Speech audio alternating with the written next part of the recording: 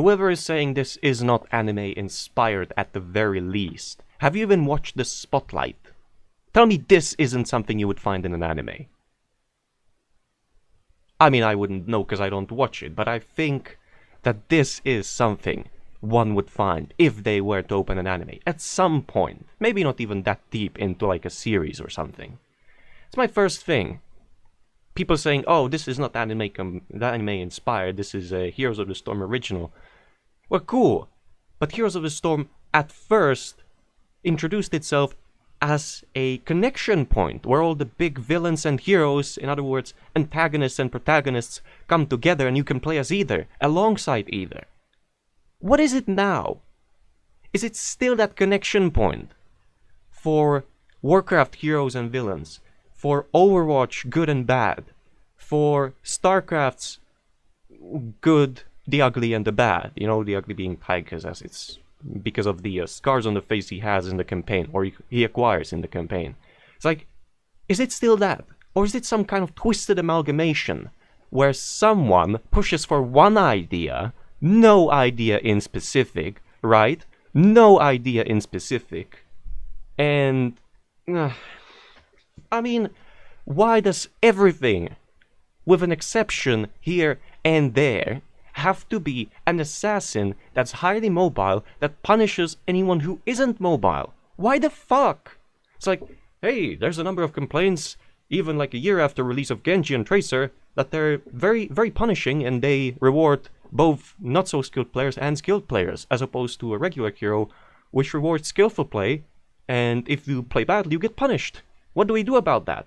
Well, that's an easy answer. We release a, Heroes of the Storm original, which is just like that. So now they have an extra hero to bitch about, and it's not just gonna be about Overwatch anymore. Wow, great design, great. Like, why? Okay, it's a Heroes of the Storm original, but why the fuck does it have to be this no-name? She's not even mentioned anywhere. That's just me, how I feel. I haven't done any research about this name in specific, about this quote-unquote hero, but the thing is, you got Ravenlord, you got the...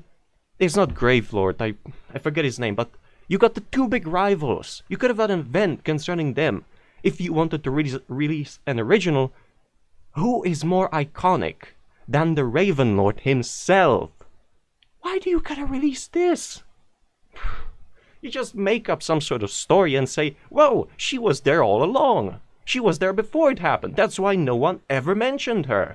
Wow, really now? Is this where we're going? We're releasing assassins and completely forgetting other roles and, changing a map to be a reskin of another map where before it had its own identity and wasn't trash. Like, what's your focus at this point? What? Like, is it game balance?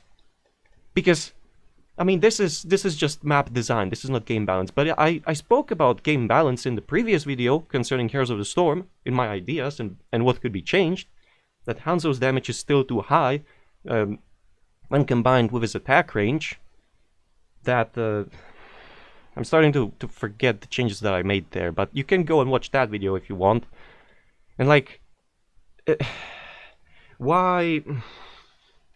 Previous Garden of Terror was absolutely fine. It was similar to the Dragon Knight, to the Dragon Shire, but what? There were differences. And what are the differences now? Like, there's a very tiny difference. Like in Alterac you gotta hold and defend for 30, 40, 50, 60 seconds. In Garden of Terror you gotta capture 3 things. Okay. But then you get 3 terrors, and like, come on. How do you fuck it up so bad? First this happens and then this? Hello?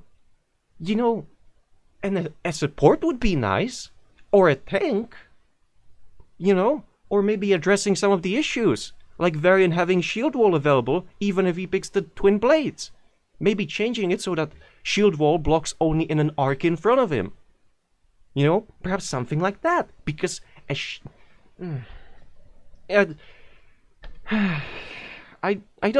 could delete this video and I could make a better video where I bring up logical points. But what's the logic in this? Is it still the game it marketed itself as? The big connection point where you can play as these and these? Or is it an amalgamation that's pretending to be A while it's slowly creeping and trying to be B? Like, no, please, how? How do you get it? There were so many other ideas you could have had. You could have...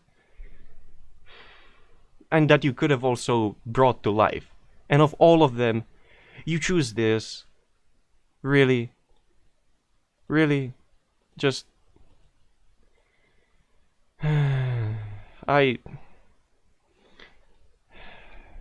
Like...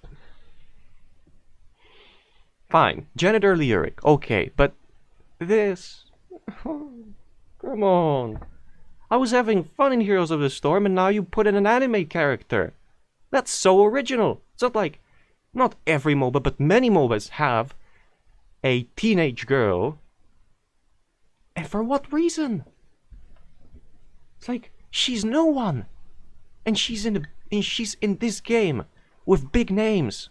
Lich King, the Arthas Menethil, you know, or Leoric, the Mad King of Tristram, or Deckard Cain, or Tracer, or whatever. And you put in this kind of shit. What do you have to say for yourselves? What? I'm listening. Like... It's frustrating. Why does this have to creep into everything? Who asked? Who honestly asked? Please, put in an anime character into Heroes of the Storm when you can just put in the Raven Lord himself. No, let's put in his anime daughter. Wow, that's just bad. Like... And I'm not the only one who sees things like that. Like, why are there so many assassins? It's not like there's counterplay to heroes with high health. Sure, there's problems with heroes with multiple tanks who have, like, lots of crowd control. But... They've been trying to fix that by adding more cleanse options for supports. But hey, what about releasing a new support and give him a cleanse as well? I don't... Maybe I'll sit down and make a video with actual points, with actual logic, and not just my feels. But this is infuriating. Like, why do you focus on this? Why is this your focus? Why is not your focus instead remaking the Garden of Terror to be actually a map, to be an actual map with its own identity, which it had before? So it... Like, there are differences between the Dragon Knight... Steve. Shut the fuck up, Steve. There's differences between Garden Terror and the Dragon Knight, or at least there were before, and there were differences between the maps. And what differences are there now? There's very little difference. Like...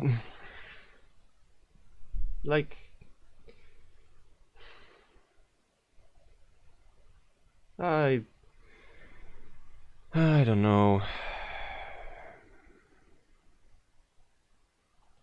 Yeah, an assassin with sustain, great, with a lot of area damage, presumably also heavy damage, and able to train, and kite, and incredible mobility options. Yeah, this is... I'm not salty. I'm feeling despair. Despair at what direction the game might be taking. And it's not... Like, do you see the arc of this without any talents? Do you know? Do you have any idea what the talents could do? Like, I haven't seen them yet, but there can be a talent which sends the chump forward, or creates 3 smaller chumps, which each deal like less damage, but they give each stack of this, whatever it is, and she can then heal using 1 skill instead of 3 skills. They also seem to be all on low cooldown. Like, do you remember the days when Tychus actually had to stay alive with a talent of the minigun where he attacks someone and he then gets their health as his health? I mean, the health he did as damage with the minigun. You remember that you had to stay alive for like 3 seconds. And Tychus is not all that mobile or that flexible. He just can't stick to a target. This thing, This thing doesn't need to stick a target, it can stick to all of them. Like, if you increase an arc on that via talent, like it reaches this much of an area, that's something only Leoric has as an arc speaking. I mean, in the terms of arc sizes. And he needs a talent for that. And it doesn't do all that much damage. Its primary focus is slow. But this? You see how much damage it does without any talents or whatsoever? One skill, presumably on low cooldown.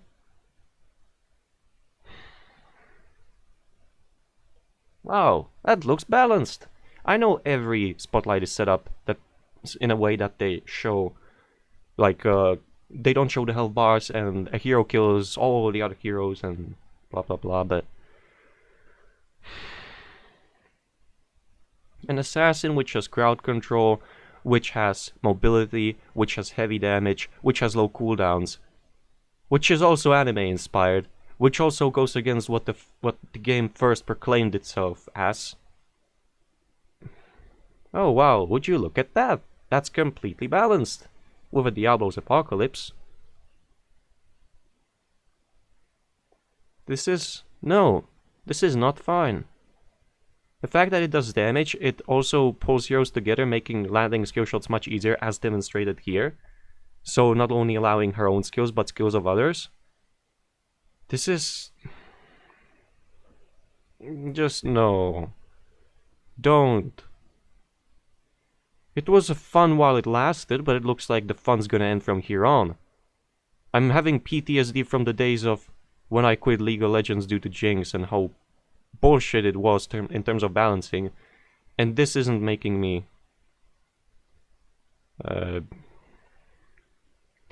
just no. How can you get things this bad? Like, if your main focus is to release an anime hero, call it original, and rather than actually making Garden of Terror have an identity as it had before, but then you fucked it up. Like, yeah, that's a reasonable amount of damage and crowd control one hero can put out, especially an assassin. Oh wow, would you look at that? Great.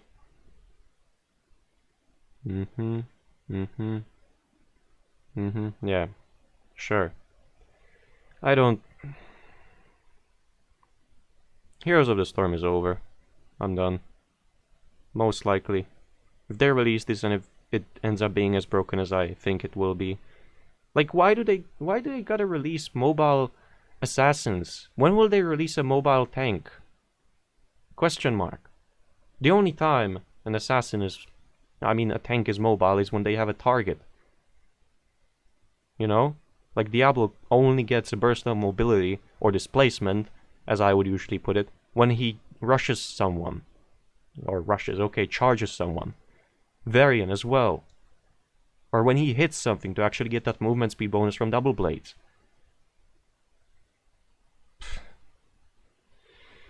I don't know. I'm probably gonna release this anyway, even though there weren't many logical points, but like, I don't think I want to even do any research about this. This is not... I don't... Like, if you're a player of Heroes of the Storm, what's your opinion on this? My opinion is that it's absolute trash. And also, if they feel the need to release an original anime-themed hero with lots of mobility, lots of crowd control, lots of damage, low cooldowns, why don't they just add a Gachimuchi hero next? But at least before that, balance this shit. And release more tanks, more supports, more specialists. Do you know how boring it gets having to play with Nazebo? Like, there's a very limited pool of specialists. Fuck it, that's the end of the video. Maybe I'll make another one which will have points and which will be structured and whatever, but this is... I'm feeling despair. And kind of sadness, because if this is the direction they want to take, where they ignore feedback and release what they see fit instead of what is available. Like, they could have released any hero that isn't there yet. People are saying Deathwing in, what was his name? Not Infurious, but like, sorry, I forgot his name. Another hero, Imperious, there. I don't know if he's from StarCraft, or they could have released someone from Warcraft or from World of Warcraft. Like, there's tons of heroes they could add, like Emperor Forisson, since we have Ragnaros, you know? Or just whatever, and they instead decide to go for this. Like, I hope that the game won't take a turn I expect it to take. But this isn't helping me feel. I know that a company doesn't care about feelings of its players. It cares only about money, but problem is, Heroes of the Storm is a free-to-play. If you don't... Ah, fuck it, I'm just starting to spew nonsense. Here comes that comment that says I've been spewing nonsense this whole time. Oh, whatever. I'm allowed to have my own opinion. And if it so happens to resonate with others, well then, that would tell me that maybe they could, or should, change the direction that the game's heading. That's it, I'll see you in actually, probably I won't see you, because you'll click off the video, or you already did. But if you reached the very end of it, I'll see you in a Warcraft video later today, if you're a regular viewer or subscriber. I imagine no one else would want to watch me. Anyway.